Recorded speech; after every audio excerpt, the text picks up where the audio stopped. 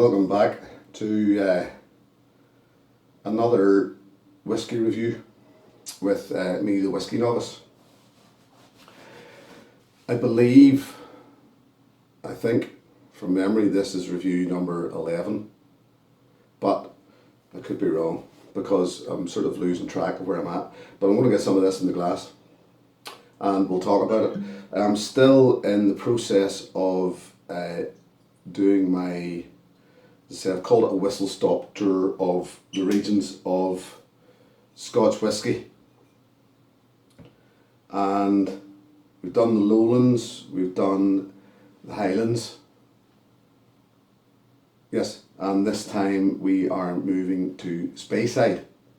Now Speyside is a region that you will hear mentioned quite a bit because it seems to be quite a popular sort of, well, it's a very popular sort of region. And this one, although it actually, you will see in some bottles, and this one is another prime example of it, that it says Highland Single Malt Scotch Whisky. Well, that is because Speyside is set in the Highlands as such. Now, in the same way that Island and Highlands all tend to be grouped together, so if you generally you'll see that there are either 5 or 6 regions to Scotch whisky. History would state 5.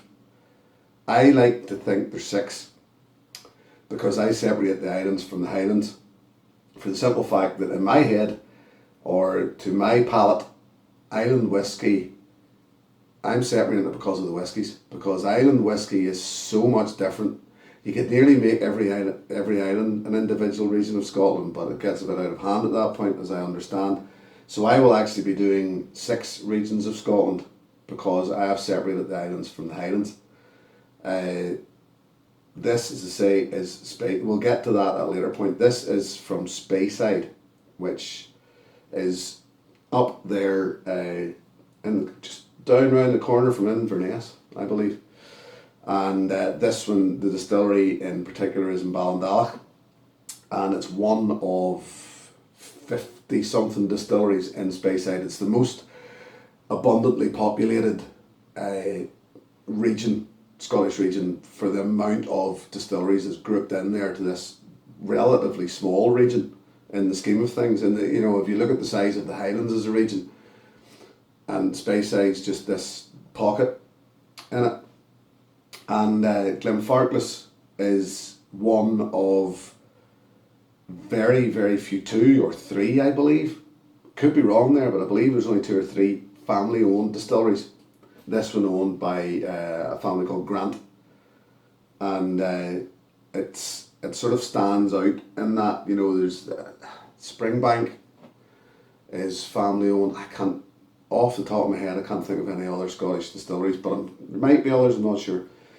And the other thing about it, which is quite unique, is it still uses direct fire stills. So there's still, the stills themselves are gas fire heated, and it's all very, very old, done in the old fashioned way. Basically, a lot of Glenfarclas, and even the casks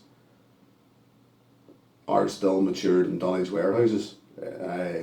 Whether they're all matured in Dunnage warehouses, I'm not 100% sure, but I know certainly the percentage of the casks are matured in Dunnage warehouses, and that's stepping back to very traditional ways. I mean, Dunnage warehouses tend to be smaller than your more modern racked warehouses, and they're most likely stone walls and earthen floors, and even the temperature control in them would be more probably controlled by the season rather than modern technology, I would imagine.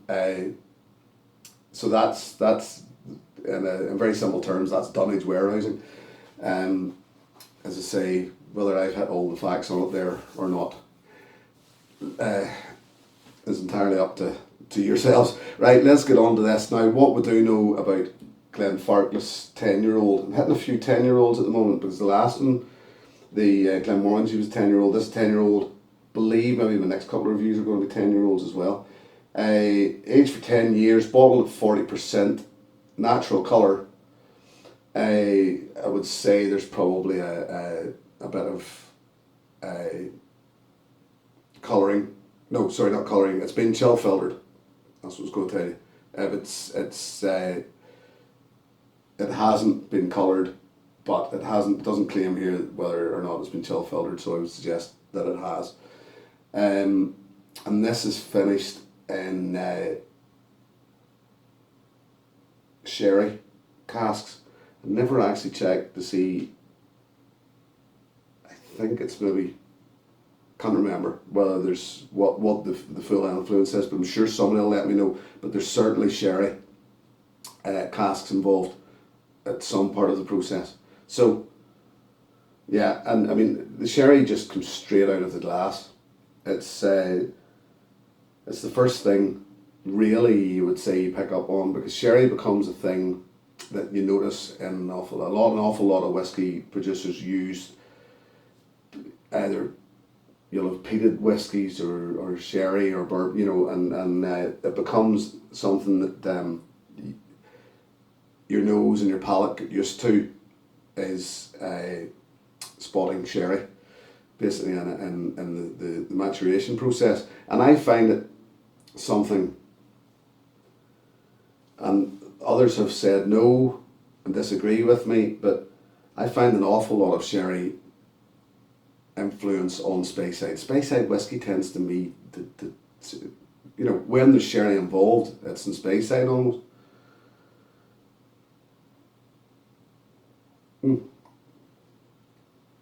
I was straight into the palate there and didn't tell you what I was getting in the nose.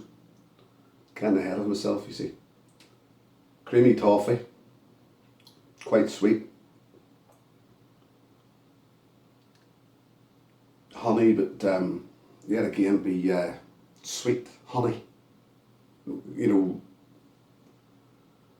even milk chocolate I'm getting on it.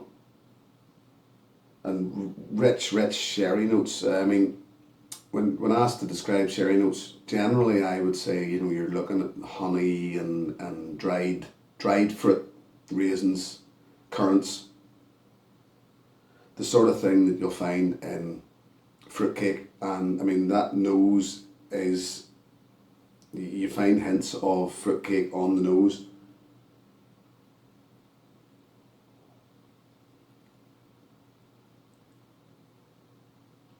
Lots and lots of depth in the palate. Lots of depth. More honey. Becoming more like honey as you would know it, rather than, you know, not as sweet. That raisins and fruitcake then becomes more and more apparent, and leaves a lovely light coating with it, and it just gently heats.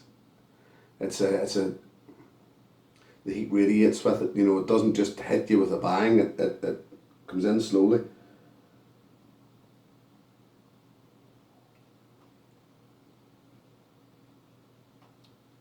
Very soft delivery, and then that development becomes spicy, but not certainly not overly spicy. Very, very friendly whiskey.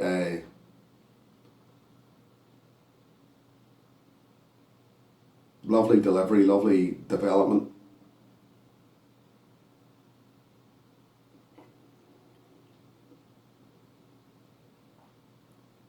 Finish. Quite medium length. It's there, it's definitely there. But it doesn't hang around forever. Fruity finish, lightly spiced.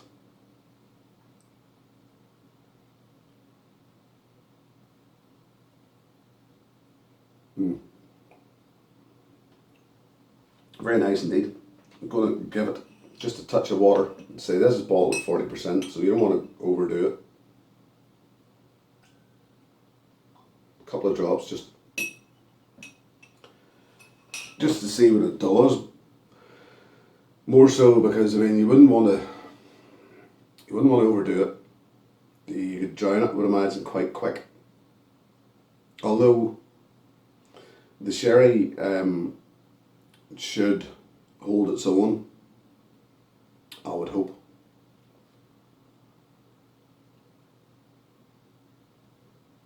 Those couple of drops of water would actually say have intensified the sherry and toned down the sweetness a bit.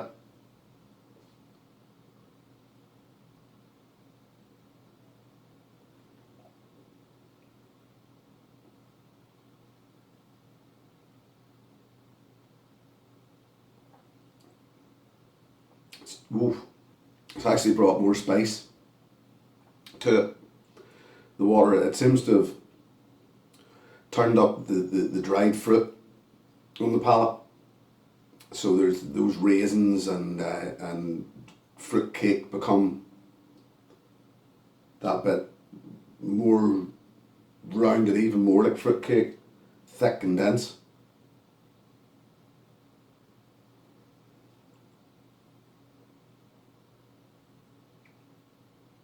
Very nice dram.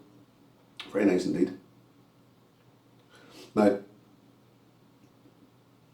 I've been going over these, as I said, and I've been rating them now. I've decided to start and rate my whiskies and give them and honestly, I had this, having already done notes on it, I had this at 7.5 out of 10, but actually drinking it now, I'm going to give that another half point and make it 8 out of 10, which is probably quite generous. I mean, but yet again, this isn't overly expensive. It's only 10 years old. It's in the scheme of things, it's young, but it's family owned whiskey made in a very traditional way. And I mean, even to be finished in such a traditional way,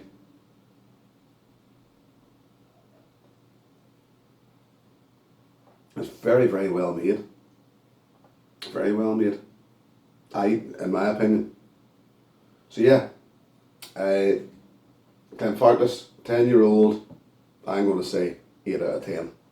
I do think it deserves it. Done the right way. Anyway, I think that'll do for that. And I'll see you next time. For now, here's to your good health. Cheers. Hey, thanks for watching my video. Please click and subscribe to be notified of further content.